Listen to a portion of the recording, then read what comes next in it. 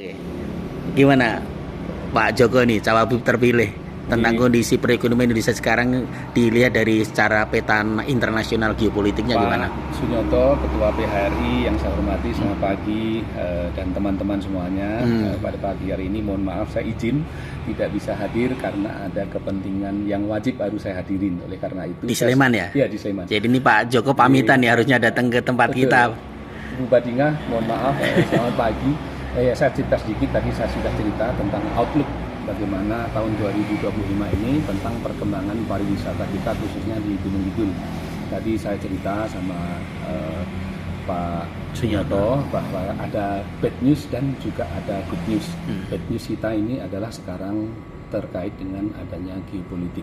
Nah, geopolitik yang terjadi di luar negeri itu sangat berpengaruh sekali terhadap perkembangan wisata dunia, khususnya berpengaruh terhadap ekonomi. Karena ekonomi yang baik tentu akan memberikan stimulasi juga di bidang pariwisata.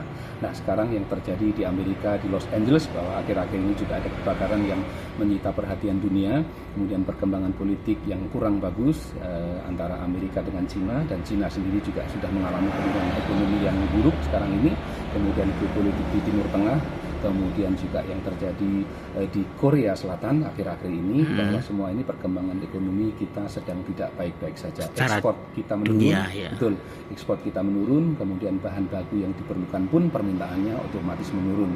Dan di dalam negeri, kita masuk ke dalam negeri, ada beberapa perusahaan yang di Jakarta khususnya, kemudian di Tangerang, kemudian Cikarang, itu juga sudah banyak yang tutup.